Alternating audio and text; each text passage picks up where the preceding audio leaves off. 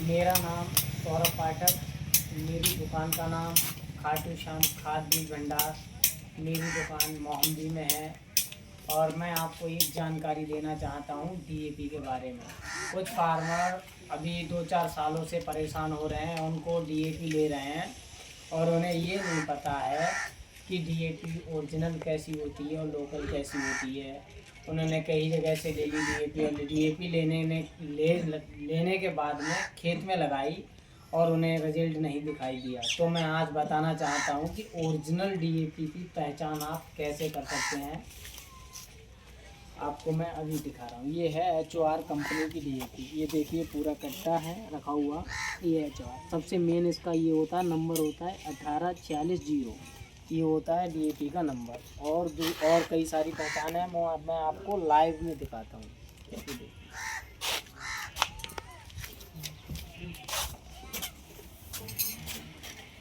मैंने ये DAP counter पे रखी हुई इतनी सारी।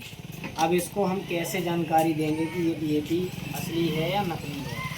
सबसे पहले मेन छोटी सी इसकी पहचान ये होती है कि इसको हमने हाथ पे रखा और सबसे सादा सिंपल तरीका फार्मर लोग ये करते हैं कि किसान भाई ऐसे करके हल्की सी मुट्ठी दवाई और उसमें फूंक मारी। देखो ये पसीजने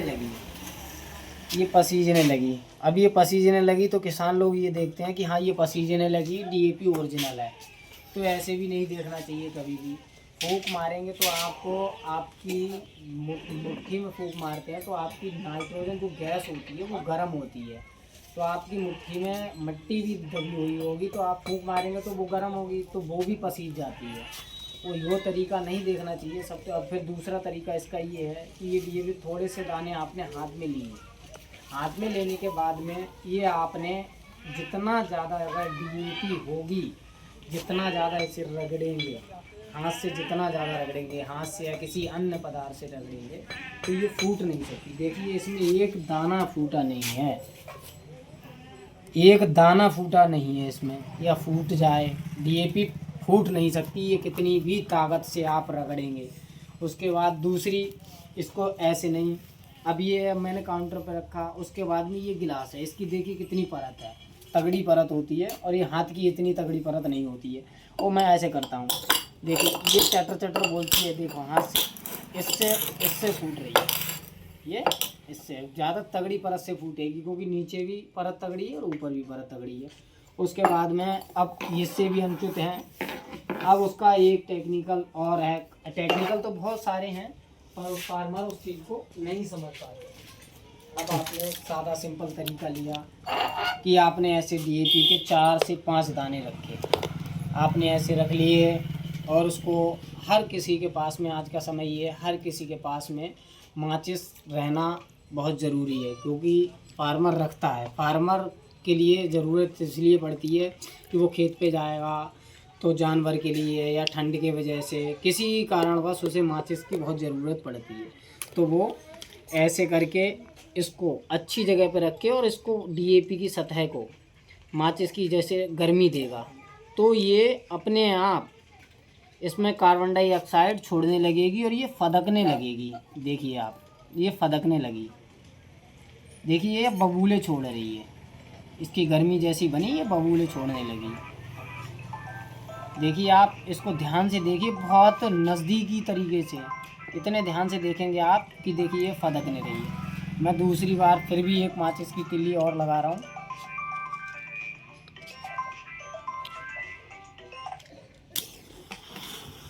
देखिए ये फदक रही है, दिख रही है आपको फदकती हुई। देखिए ये फदक रही है, अगर ये फदक रही है तो ये ठीक है, फदकती रहेगी जब तक ये पिघल नहीं जाएगी तब तक फदकती रहेगी।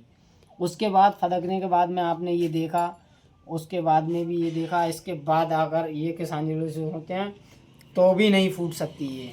देखिए ये फूट नहीं रही है, हाथ से मैं रगड़ रहा हूँ, ये रगड़ते रगड़ते कम तो हो सकती है पर फूट नहीं सकती है। और इसकी कई ऐसे वो हैं जो मैं और भी दिखा रहा हूँ आपको। अब जैसे फार्मर क्या करता है कि इसको पानी में लिया, ये पानी की 2 बूंद ली है, ये डीएपी ली मैंने, इसको लाए बहुत अच्छी तरीके से आपको ध्यान देना है कि देखिए ये अपने आप ऑटोमेटिक इसको जैसे ही रगड़ते रहेंगे ये अपने आप पिघलती रहेगी, इसमें कोई गंध दिखाई नहीं देगी।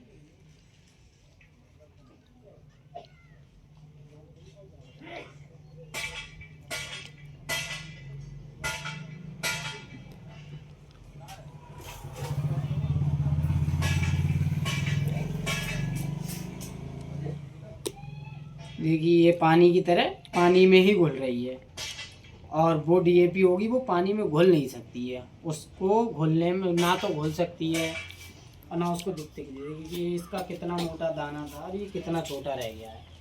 मैं अभी आपको दिखाता रहूँगा, ये सारी चीज़ें आपको बता इसीलिए रहा हूँ कि किसान भाई बेचारे परेशान होते हैं कि उन्होंने पैसे तो डाल दिए पर उन्हें माल सही नहीं मिला, इसीलिए वो बहुत परेशान होते हैं। उन्हें वही दुकानदार को क्या पता कि किसान ने हमें किस तरीके से हमें पैसे दिए हैं ला के, पर दुकानदार किसान के साथ में खिलवाड़ करता है, वो किसान के साथ खिलवाड़ नहीं करना चाहिए इस चीज़ के लिए।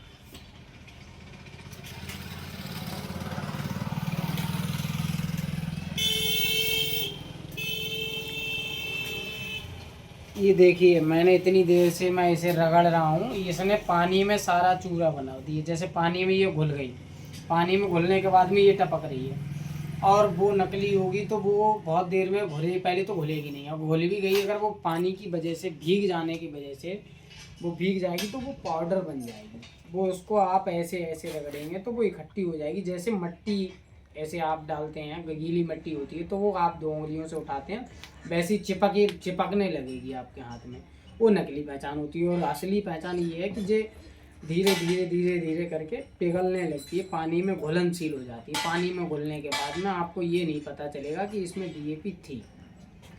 कई और अन्य पदा और ऐसे भी जानकारी करते हैं। इसमें एक जानकारी मैं आपको और देना चाहता हूँ कि सबसे मेन तरीका इसका ये भी है, मैं अभी एक दिखाना चाहता हूँ आपको।